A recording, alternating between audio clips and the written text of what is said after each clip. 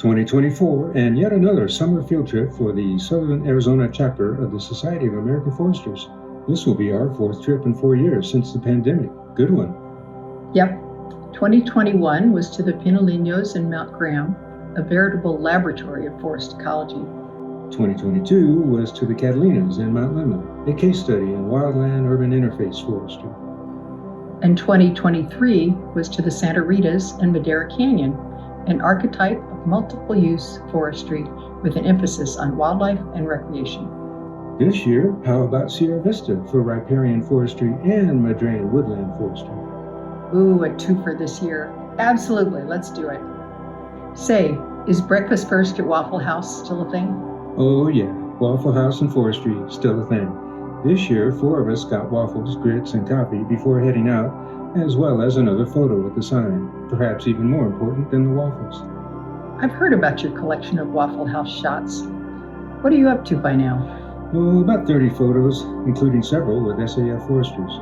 Like earlier this year with a consulting arborist, and last year with Northern Arizona foresters, and also last year before the Madera Canyon field trip. The invitation still stands. Foresters visiting Tucson should contact us for breakfast and a photo at Waffle House before heading out into the woods. From Tucson, it's about 90 minutes to Sierra Vista, the seat of Cochise County, the perfectly square county down in far southeastern Arizona. Cochise County is named for Cochise, a tribal leader of the Apache during the 1800s. Southeastern Arizona has been and still is the homeland of indigenous peoples such as Apache, who are acknowledged in multiple ways. For example, Fort Bowie National Historic Site, located northeast of Sierra Vista, has reproduced a typical pre-settlement dwelling. These single-family dwellings, referred to as wickiups, were dome-shaped and made with a stick frame covered by grasses. And notably, open-air ramadas were made for spending time outdoors, but not in direct sun, which can be harsh in southern Arizona to say the least. From Sierra Vista, we visited 2 forestry sites, starting with the San Pedro River Riparian Corridor, managed by the Bureau of Land Management. In contrast to upland forestry, riparian corridors are linear forests, centered on a stream channel, one that usually has running surface water, though running surface water isn't guaranteed for streams here in Arizona. The San Pedro River begins in northern Mexico and flows into Arizona near Sierra Vista.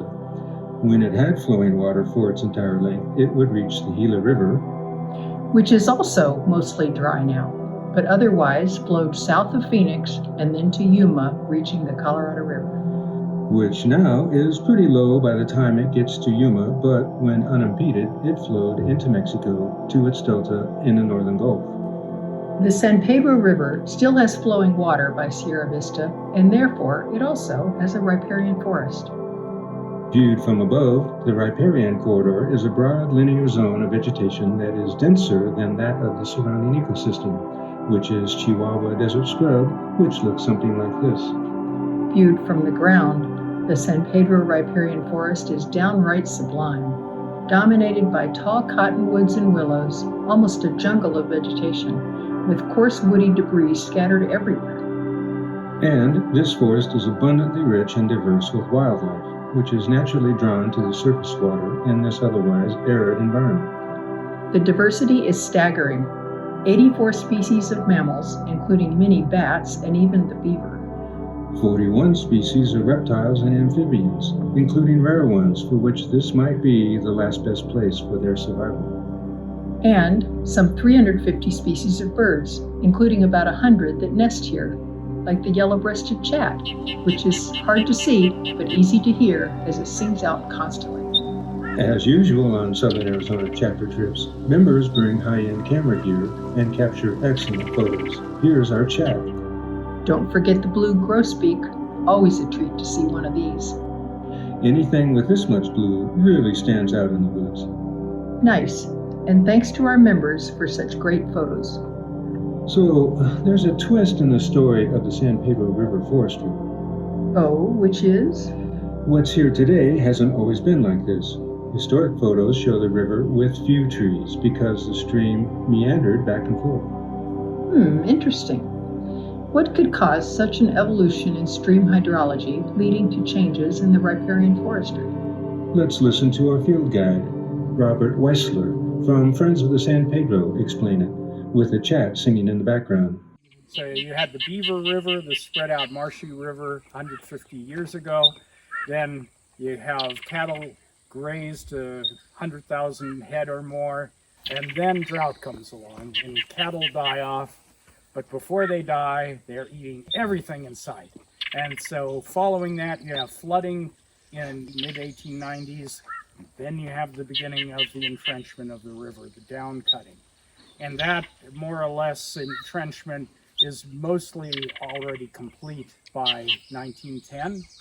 And so you have then the beginning of the riparian forest, perfect for these cottonwoods, wooding willow. Thanks, Robert, for these insights and for spending time with us on the San Pedro River. The San Pedro periodically makes headlines as an endangered river because its surface water is so low. Canoeing the San Pedro is no longer a thing. Whatever the future holds for the San Pedro, some minimum amount of surface water is necessary for any riparian corridor to thrive and serve as wildlife habitat. From the San Pedro, we moved west and up in elevation to the Nature Conservancy's Ramsey Canyon Preserve, located in the Huachuca Mountains. Like the other mountains visited on recent chapter field trips, the Huachucas peak out at over 9,000 feet, providing an elevational gradient for multiple forest types. Ramsey is right about halfway up, so it has mid-elevation Madrean hardwoods like sycamore, bigtooth maple, and multiple kinds of live oak. Conifers too, including various pines and the specialty juniper of the region, alligator bark. Let's hear our field guide at Ramsey Canyon, Dan Simpson, describe the forest diversity here, with upland flycatchers singing in the background.